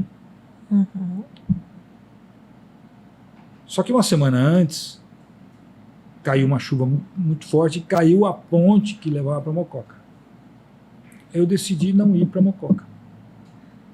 Mococa é a terra do meu avô. Então, eu não tinha o que fazer, não tinha programado nenhuma trilha, não tinha programado nenhum passeio para fazer, né, de jipeiro, nada. E tinha um amigo, na época, que tinha casa lá em Porto Novo, em Caraguá. Falou, então vamos descer comigo. Aí tá bom, vai. Não gosto de praia, não tem nada que fazer, mas vamos lá. Descemos, tempo meio feio. E ela, ao mesmo tempo, foi descer com os pais, que tinha casa lá, acabou levando uma amiga. E aí, fomos dar uma volta à tarde na praia, a gente tinha feito lá um churrasquinho, tomado um negócio. Aí veio 2 garotas sentadas num quiosque perdido, num tempo meio esquisito. Falei, vamos lá. Tá? Aquela coisa de eu tinha 22 anos na época. Não tava fazendo nada, né? Tô fazendo nada, você também, né? Exato. Aquela história da música. Sentamos lá, começamos a bater um papo e tal. Mas na ideia de zoeira mesmo, né? Vocês vão estar à noite no centro? Que é o centrinho lá de Caraguá. Uhum. Tá bom. E aí voltamos. E esse meu amigo me veio, falou, essas meninas aí não vão dar em nada, porque elas já ali mostraram uma postura. Falou, essas meninas não vão dar em nada, né? Tal. E sabe um negócio que começa a enrolar a sua cabeça assim? Caramba. E aí, fomos pra lá. Mas aí não achamos. Que o pai dela percebeu que ela estava meio animada para querer ir, ele era meio ciumento, começou a amarrar para não ir, saiu atrasado, aquela coisa toda. Aí falou, tá vendo? Nem apareceram. Falei que não ia dar em nada, tal. Vamos rodar e vamos ver se a gente acha alguma coisa, tal, não sei o quê, papapá. E aí, viramos, damos de cara. Olha só. Nossa. Então vamos tomar um sorvete. E aí ele já amarrou a cara, porque ele não foi com a cara da amiga dela e a amiga dela não foi com a cara dele. Entendi. Ixi. Mas ali trocou o telefone, aquele negócio todo. Não tinha celular, né? Na época. Era só o telefone de casa, né? Aquele negócio. Tá bom. E ficou ali. E viemos para São Paulo. Isso foi no dia 9. Durante a semana, vou ligar para essa menina? O que eu vou ligar para essa menina? Mas liguei. Aí tá, conversa. E aí? Fazer alguma coisa na sexta-feira, tal? Aí ela, não, na sexta não dá, porque eu tenho um grupo que eu me reúno, tá? Grupo do quê? Você não falou que você é professora? Grupo do quê? Que você tem compromisso à noite? Querendo já, né, assuntar. Não, porque eu sou tá cercando, evangélica, tal, porque eu sei. Aí eu,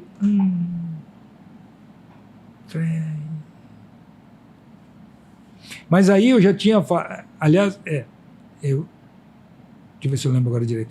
A gente já tinha falado alguma coisa sobre o sábado. Mas no sábado dá. Tô livre, dá pra. Que era dia 15. Eu desliguei o telefone e falei assim: não seja um picareta, né?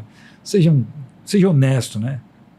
Sai com essa menina, fala que não vai dar futuro, que não tem nada a ver, porque não é o que você quer da sua vida, uma crente, né? Bom, então nós saímos, comer um negócio. E eu falei para ela, você é uma pessoa bacana, legal, mas eu acho que eu não sou o cara certo para você, tal, e não sei nem o que eu estou fazendo aqui. Mas aí nós começamos a namorar, entendeu? E aí a gente tudo tá assim como planejado, graças a Deus. Tudo planejado, né? Fui tão honesto que deu certo. Que entendeu? deu certo. Aí, gente, sejam honestos. Sejam honestos, né? Tá vendo? Então, e eu não sei te explicar isso. Porque foi um sentimento que tomou conta da gente. E a gente teve que enfrentar um monte de barra de família. E a gente foi superando as coisas, e a gente foi se entendendo. E estamos aí, né? Que bom. Então, é decisão? Tem decisão no meio? Tem. Mas quando você pensa aquilo que Deus une, o homem não separe, não separe porque não consegue separar, ou não separe porque não deve separar, né? É sempre essa pergunta. Agora, o que a gente tem sempre que pensar é que tem coisa que Deus une. Porque senão não diria aquilo que Deus une, o homem não separa. Então, é sinal que Deus une. E quando Deus une, um abraço. Une propósitos, né? É isso. Top. Vamos voltar a falar um pouquinho então de pastorado, aí a gente fala um pouquinho de como o senhor chegou na rocha e tal, e vamos seguir o planejado.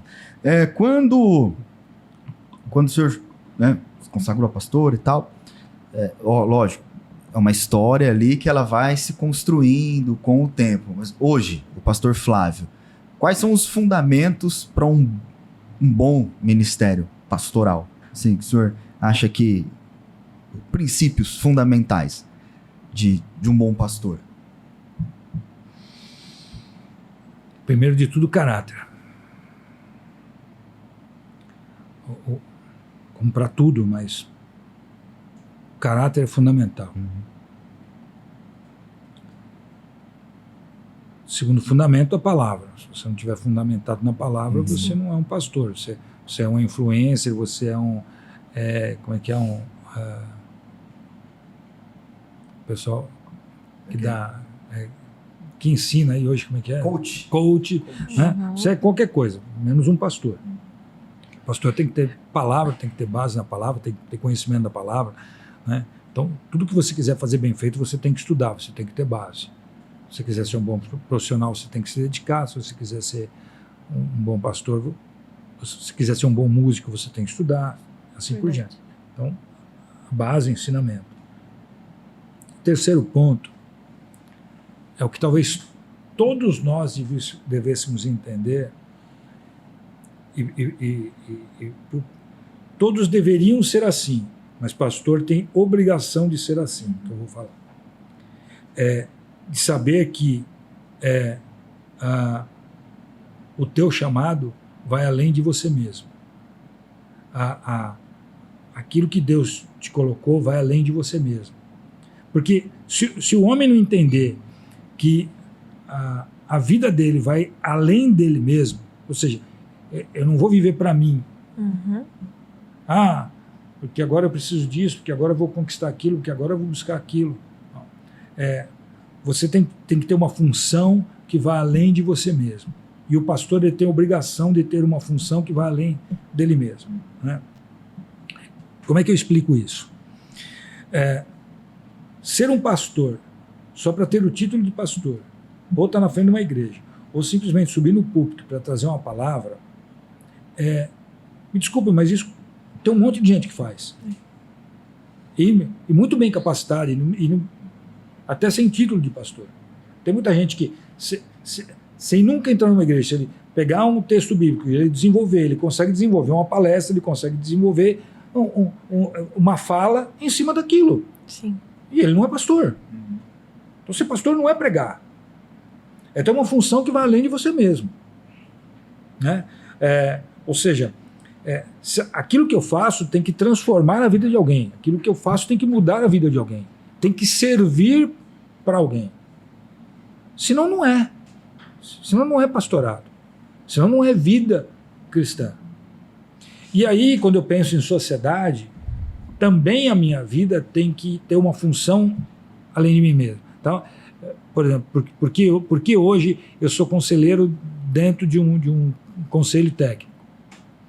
Porque eu sinto que eu preciso fazer alguma coisa pela sociedade. Não só pela igreja, sociedade, Sim. igreja, mas pela sociedade como um todo. Que você pega aí um monte de profissionais sem capacitação, sem habilitação, fazendo serviços que prejudicam as pessoas que são prejudicadas por maus profissionais. Eu tenho que fazer alguma coisa por uma classe. Uma classe que hoje eu vivo porque eu sou formado por essa classe profissional. É o que sustenta a minha casa, é o que me dá toda a base do meu trabalho. Então, todo o conhecimento que eu adquiri durante todo esse tempo, eu tenho que passar isso para alguém e eu tenho que fazer um esforço para, de um lado, incutir isso em profissionais que estão começando, que eles tenham a responsabilidade de que eles têm que exercer a profissão da melhor maneira possível. E, por outro lado, defender a sociedade do profissional que não quer fazer isso. Sim. Então, na igreja é a mesma coisa. Eu tenho que ter a função de ajudar quem precisa e, ao mesmo tempo, proteger a igreja de quem quer prejudicar a igreja. Sim. É preciso ter uma função que vai além de você mesmo. E, às vezes, você tem que abrir mão até de gente que você gosta, que você tem amizade, para falar assim, você está errado e o que você está fazendo está prejudicando a igreja. E a igreja, nesse momento, é mais importante do que a nossa amizade. Sim. Sempre vai ser, né? E aí, como que foi nossa, mudar de assunto assim, de repente, né? Como que foi a chegada do pastor Flávio, a família na Rocha? Como que... Foi em agosto de 2002. Não quiser citar nomes, quiser encurtar a história, Não, fica à vontade. não tem o porquê Uhum. não falar. Na época nós estávamos na Comunidade da Paz, que era a igreja do pastor Elvis, que depois Sim. acabou vindo para cá. Uhum. Sim. E chegou um momento que nós entendemos que não era mais para ficar lá. Sempre tivemos amizade com eles, mas por algumas circunstâncias entendemos que não era mais o momento de ficar lá. E aí que vem a pergunta, vai para onde? Então começamos a ir em alguns lugares. Sim. Aí você vai numa igreja aqui, aí você ouve a pregação. Não concordo com esse detalhe aqui, com essa visão. Aí você vai para outro. E aí foi uma coisa muito doida, porque a pessoa que nos apresentou a Rocha não era membro da Rocha. Nossa. Era só amiga do pastor Mauro. E ele falou assim, eles compraram o templo, né, o prédio, e vão inaugurar. Vocês não querem ir lá na inauguração? Podemos ir. Você vai? Não, eu não vou, mas vai lá. Tá bom, vamos lá. Sincerona, né? Não, eu não vou. Não vou, mas se você quiser ir... Vocês estão procurando uma igreja, vai lá. O pastor Mauro é um cara bacana. Bom, chegamos lá. Já era aqui? Ouvimos a mensagem. Não, Não. lá no prédio do Carrão, aquele em frente ao cemitério. Nossa, lá. Era a inauguração, tinha acabado de comprar o prédio. E aí ouvimos a pregação. Falei para a mulher, não ouvi nada de errado. Porque a Bíblia diz, se dois não concordam, não podem caminhar junto. Sim. E não estou falando que A, B ou C é errado, ou A, B e C é certo. Mas é uma questão de visão. Se eu tenho uma visão bíblica, eu tenho que caminhar com quem tem a mesma visão bíblica. Sim. Se eu não tenho, não adianta eu estar lá. Então a primeira coisa que eu ouço o cara falar, se não bate com a visão bíblica que eu tenho, eu nem vou começar a caminhar. E aí, se ouviu ali, interessante. Falei, parece uma proposta legal, parece uma igreja aconchegante. E aí, fui conversar com o pastor. Ainda fomos mais uma vez, aí eu marquei com ele de conversar. Eu quero saber a história desse homem e o que esse homem entende. E aí, tudo que ele falou como visão do que ele entendia da palavra de Deus era exatamente o que batia com o que nós entendíamos. Falei, opa, fechou. É aqui. E aí são 21 anos aí. 21. Uau. Legal. É certo, é a maneira certa de se procurar uma igreja Sim. para fazer Então, parte. esse que é o conselho. Se você está procurando um lugar, o caminho é esse. Não é porque o som é legal, Sim. porque a luz é legal, porque me deram um abraço quando eu cheguei. Não. Aquilo, a proposta, a visão daquela igreja, ela bate com a tua visão? Não bate, não adianta você querer se enfiar lá. Porque daqui 3 meses você está querendo ir embora. É verdade. Querer zarpar. A gente passou por um processo semelhante, né? Antes da gente vir pra cá. A gente visitou várias igrejas e tal, e estamos aqui também. E parece que só visita primo, não visita irmão, né? Até que você chega no lugar. Ih! Aqui é a casa do pai, não é a casa do tio. Pois é. Aí, então. fenômeno. É isso mesmo. É aqui. É aqui. E aí, Gi, quer desenrolar? Vamos lá. Pastor, eu acho que você podia falar qual o maior desafio, né, durante essa caminhada com o pastoreio. Qual foi o maior desafio que o senhor enfrentou nessa história?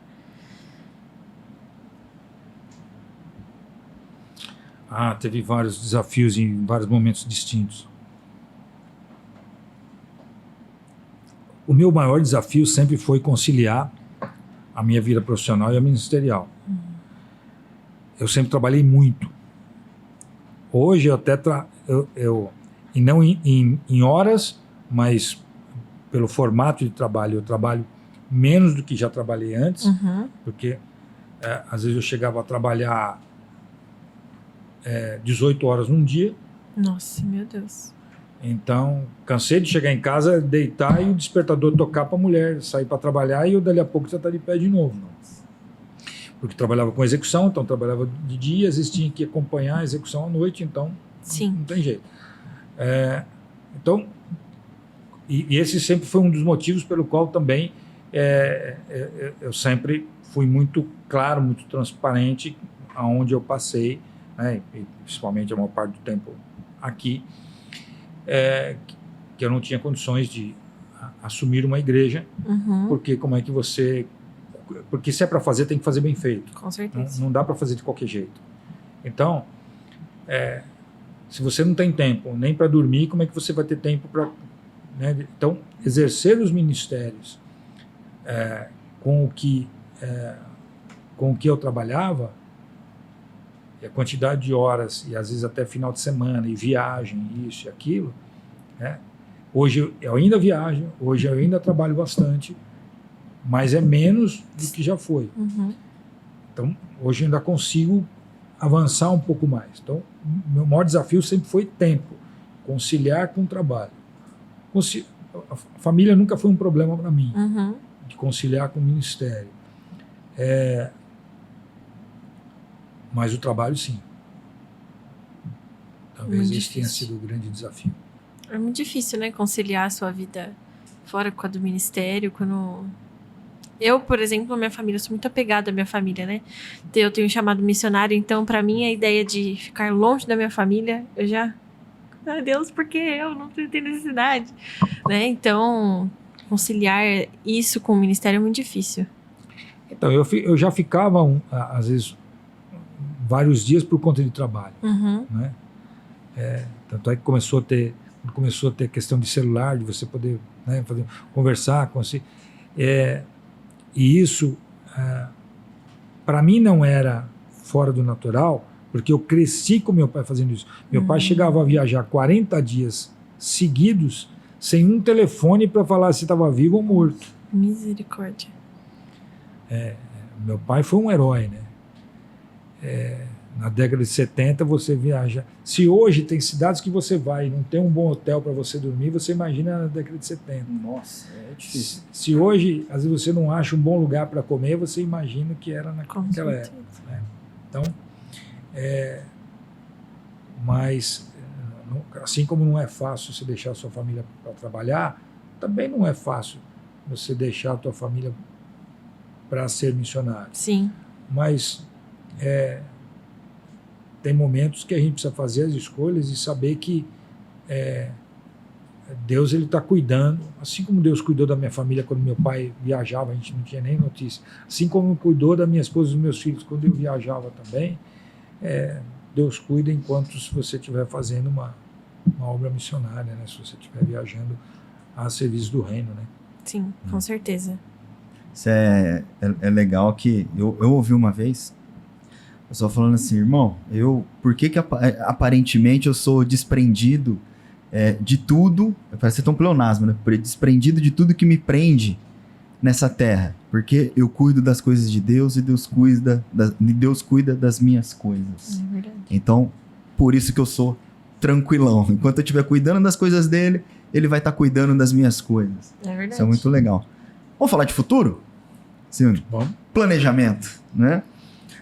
Pastor, quais são os objetivos aí e planos para o teu ministério, para a igreja? O que puder falar, né? Tem coisa que tem o seu tempo. Hoje eu tenho que pensar carrão, né? Uhum. Então, para quem não sabe, né, até o momento, a gente assumiu a igreja do Carrão. E acho até interessante contar isso, porque até agora eu falei, né? Não é o meu chamado, não é o que eu queria, não é o tempo que eu tinha. Tá? Mas aí há aquilo que você quer e aquilo que você precisa fazer. Com e nem certeza. sempre aquilo que você precisa fazer necessariamente é exatamente aquilo que você gostaria de fazer. Mas, ao mesmo tempo, Deus sabe o que cada momento é necessário em cada situação. Então,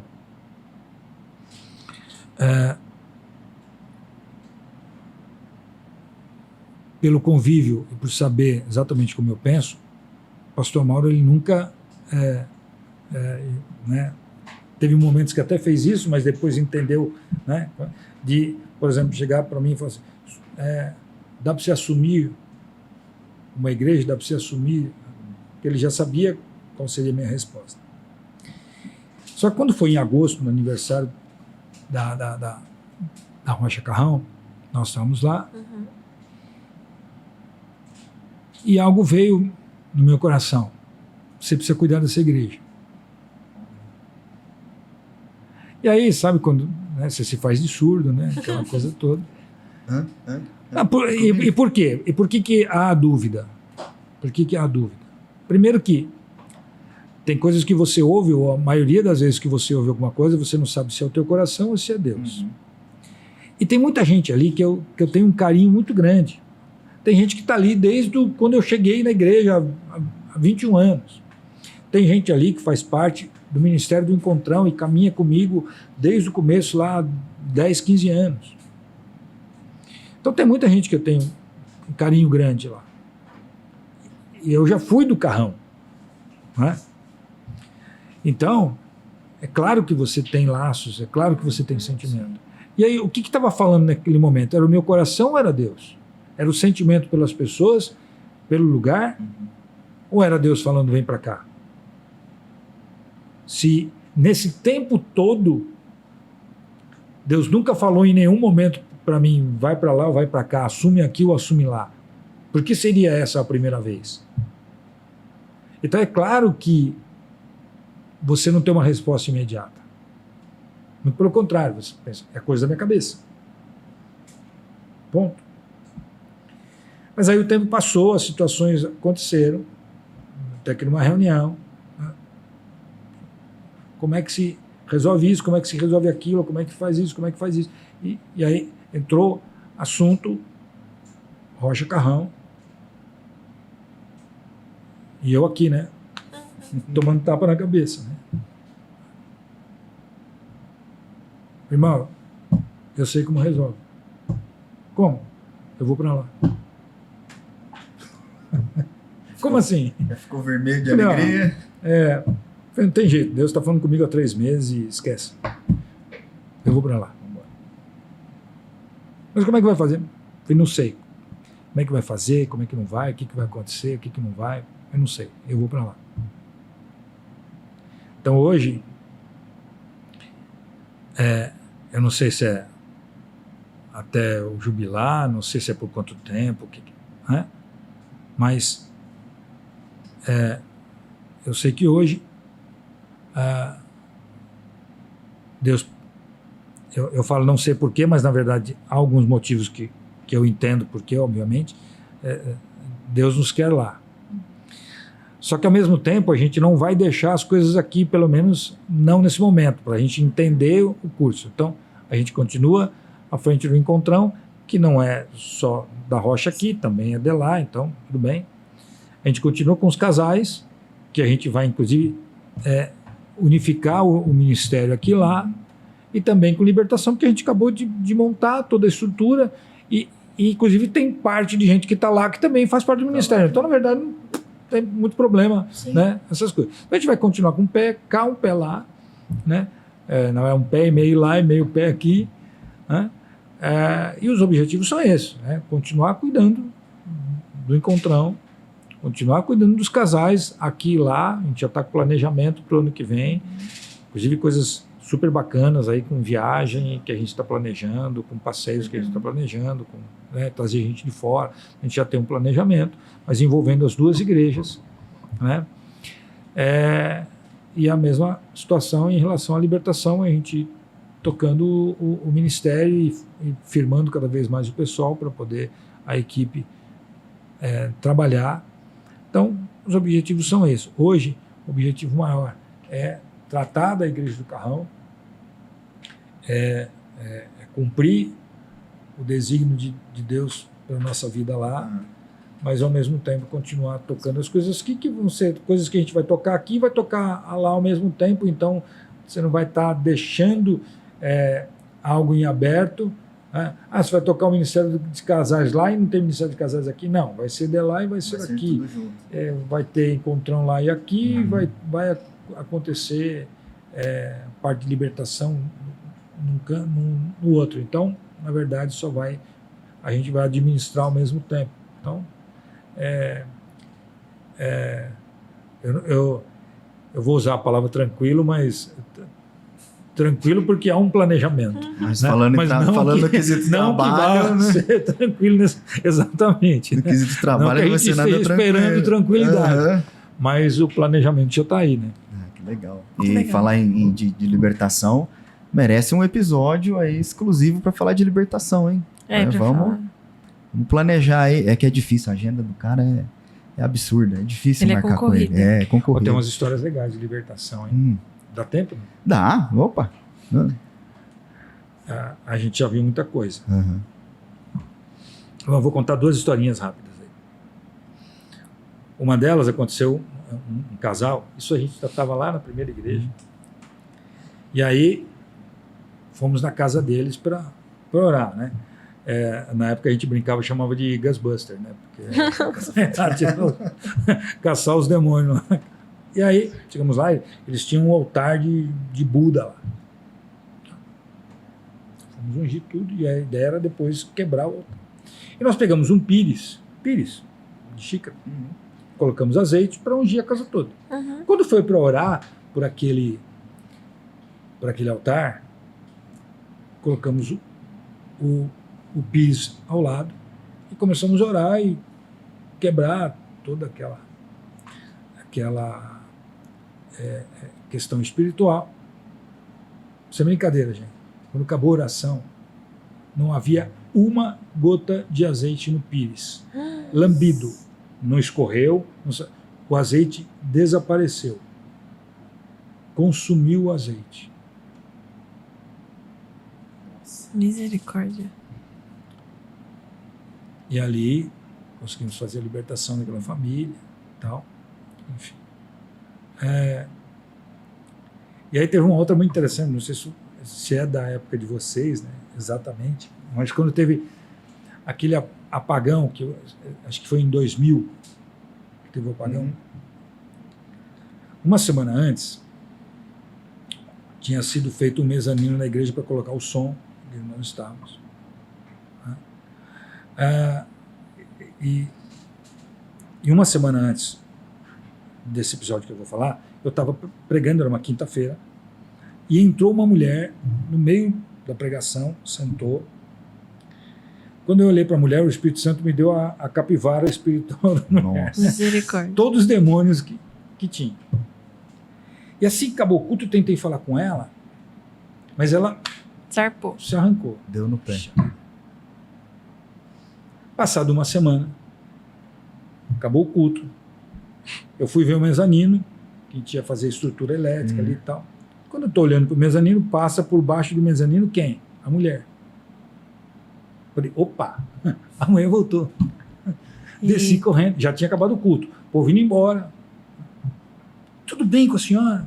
Só tive aqui semana passada, né? Tive. Pois é, eu queria ter conversado com a senhora, você acabou indo embora. Podemos conversar? Podemos. Puxei uma cadeira, ela sentou, sentei de frente. Uhum. O que aconteceu? Apagou a luz. Apagão geral, foi aquele apagão que apagou quase o país inteiro. Meu Deus. Nisso, eu escuto a cadeira arrastar e a frase: aqui é o meu mundo. Tudo escuro. Mas com uma voz que não era da mulher. Santo Deus de Israel. Isso arrepia até. Eu só ouvi gente correndo. Meu Deus. E aquela mulher começou a se arrastar, feito uma cobra debaixo de cadeira. O irmão correu, já veio com o carro, acendeu o farol. E aquela mulher andava feito cobra debaixo de cadeira. E aí você começa a repreender aquela coisa toda. E aí eu tentava lembrar o nome dos demônios que o Espírito Santo tinha me falado uma semana antes e eu não lembrava. Nossa. É lógico, na hora você fica lá, aquela coisa toda. Tem uma mulher se arrastando no chão, ela, inclusive. Conseguimos sentar, tá, e eu olhei de cara para ela, e quando eu fixei o olho nela, o demônio virou para mim e falou assim: tá tentando lembrar quem sou eu e não lembra, né? Sabe quando te dá aquela raiva? Aquela raiva. Assim, que bicho atrevido, né? Não, eles são folgados. Acaba com essa raça. Eu falei assim, eu não preciso saber quem você é. Cristo sabe, você vai embora. E aí, a mulher foi liberta. Mas tem muita gente que lembra daquele dia do apagão, né? Tem gente que não lembra que dia foi. Mas eu sei muito bem que dia foi. A esposa do demônio lembra muito Misericórdia. bem. E aí teve um episódio no Encontrão também, de um rapaz que foi para lá, sem conhecer, aceitou Jesus e tal, e no último dia tal, começou a falar em línguas e começou a querer profetizar. Mas aí começou. E aí, é lógico, ao discernimento, você, peraí, tem alguma coisa errada aqui. Né? E esse rapaz, me ouçam, que eu sou o próprio Deus falando com vocês. Eu cheguei bem de frente para ele e falei assim, você é o próprio Deus falando? Sou! Então Deus, faz o seguinte, fala o que eu estou pensando. Acabou. Cri, cri, cri, cri. Sem resposta. E aí oramos, expulsamos o demônio, enfim. Então, a libertação tem esse jogo, né, de você tem que ter o discernimento, o entendimento e saber que não somos nós, né? É Cristo. Mas você está lutando diretamente com o inimigo que é astuto e que sabe muito bem o que está fazendo. Então, se você bobear, você é engolido, né? É verdade. É vigiar e ter a vida no altar, intimidade, né? Quando a gente fala em vida no altar, me permito... Porque esse é outro problema também que acontece dentro da igreja, né? O pastor tem dois problemas daquilo que as pessoas enxergam. Primeiro, todo mundo pode errar, pastor não. Pastor tem que ser o infalível. Foi de propósito, tá? Só dei a deixa. Aí tem que fazer igual que era jogador de futebol lá. Mentiram pra você! O Ricardo Oliveira. Mentiram pra você! Pastor erra como todo mundo. Pastor é comedor de feijão igual todo mundo. Né? Tem dor de barriga igual todo mundo. Chuta a cama, o dedão na cama e fica bravo igual todo mundo. Tá tudo certo. E outra coisa que todo mundo pensa que o pastor tá quase faltando só um pouquinho para ter a auréola em cima da cabeça. Não. O pastor tem sentimento, tem problemas, tem carência, igual a todo mundo. Vida no altar, primeiro, é para todo mundo. Sim. Né? E não significa que quanto maior o grau de responsabilidade, mais tem que ser a vida no altar. Não. Na verdade, a frase a ser usada é: quanto maior a responsabilidade, maior tem que ser a dependência. Porque vida no altar é obrigação, e mesmo sendo obrigação, tem momentos que você não vai conseguir ter a vida no altar. Ponto. Agora, a dependência tem que ser constante. Então, o pastor que não vive na dependência de Deus, e dependência, quando eu falo, é em tudo, até com a frase que você usou. Eu cuido das coisas de Deus, Deus cuida das minhas. Né? E também isso se vale na questão espiritual. Né? Se eu ficar na dependência do Espírito Santo, ele vai me ensinar, ele vai me mostrar, ele vai me dar a direção. Eu entender, assim como aconteceu com Paulo, que a menina lá que tinha o espírito de adivinhação lá e tal, e o que ela vem na adivinhação? Vem falando, olha, esses são homens de Deus. Ela estava adivinhando o que era certo e verdadeiro? Estava, mas não era só porque ela estava adivinhando o que era certo e verdadeiro, que aquilo era correto e que aquilo vinha de Deus. Então ele soube, ele não se vangloriou com o que ela estava falando, ele não se encheu com aquilo, mas entendeu que mesmo ela falando algo que era verdadeiro e que estava até mostrando quem eram eles para todo mundo, mas não podia permanecer daquela maneira porque aquilo não provinha de Deus. Então, isso por quê? Porque Paulo vivia na dependência de Deus. É o mesmo processo. Muito bom. O pastor não é super-homem, muito pelo contrário. Quanto mais é dado, mais na dependência você tem que estar. Pois é. Cobrado, né? Mas é isso, Gi. Partimos para as considerações finais. Se o senhor deixasse uma palavra para as pessoas que têm chamado pastoral, né? uma dica, um conselho, porque existem muitas pessoas aqui na igreja mesmo que tem isso, e dá um conselho para essas pessoas.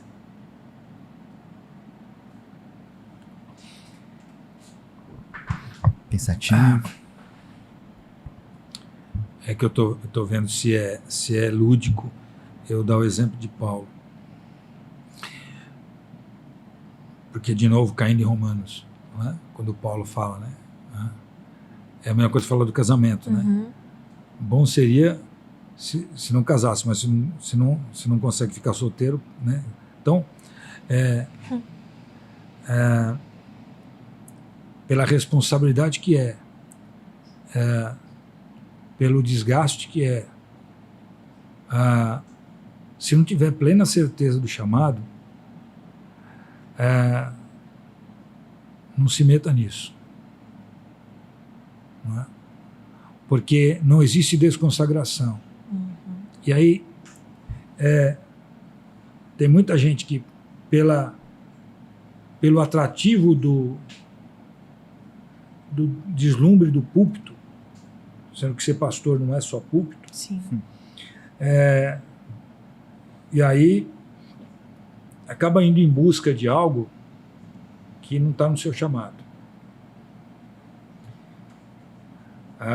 E aí passa a vida inteira sofrendo, porque tudo aquilo que você faz que não está na concordância de Deus, que não casa com o objetivo de Deus para a tua vida, é muito sofrido.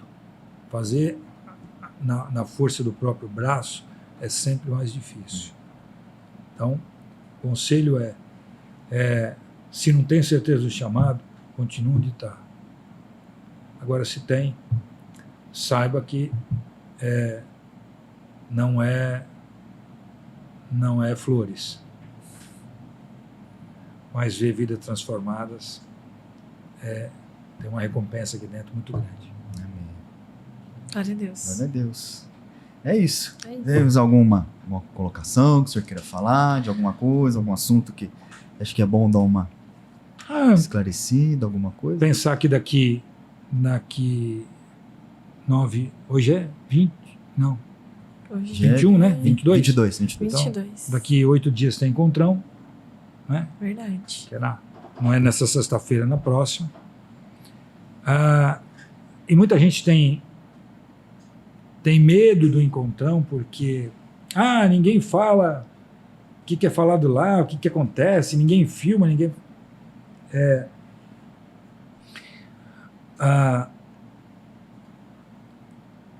Aquilo que se passa lá, aquilo que se vive lá, é para se viver lá, para que se possa viver o resto aqui. Quando Moisés subiu o monte para encontrar com Deus, Deus não explicou o que ele ia fazer lá.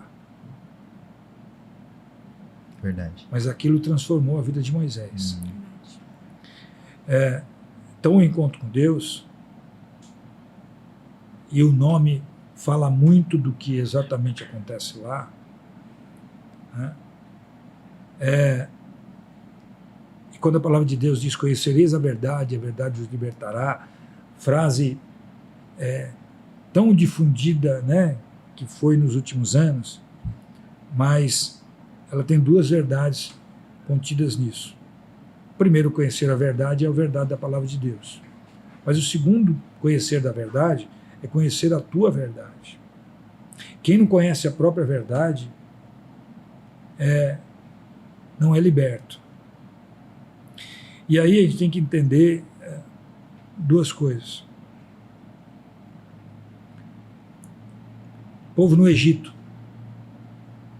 Saiu do Egito, Deus tirou do Egito e colocou no deserto.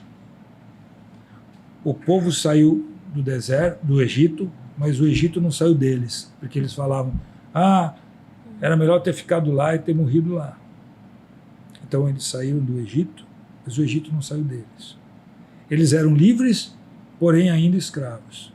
E tem muita gente que pensa que é livre, mas continua escravo de sentimentos, de pensamentos, de circunstâncias, e até de pecados.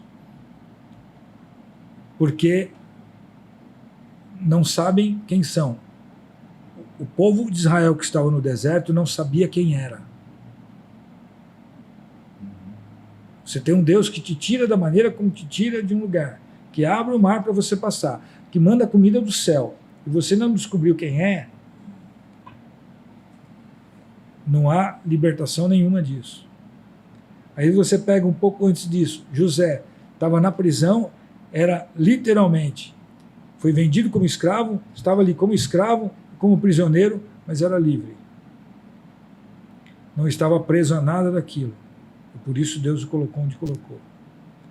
Então, o encontro com Deus é te transformar de alguém que está no deserto com uma mente escrava num José com uma mente livre. Então, se você não tomou a decisão ainda, toma agora e vai para o próximo encontro. Te espero lá. Isso. Maravilha. Gi, obrigado. Pastor, obrigado. Estamos chegando aí ao final de mais um episódio. E se você não se inscreveu, se inscreva, deixa o teu joinha, compartilha. Vá lá no Instagram também, segue a gente lá, @RochaCastVM, né, Vila Matilde. E é isso, gente. Deus abençoe vocês. Equipe técnica, muito obrigado. E até o próximo episódio. Tchau. Tchau, gente.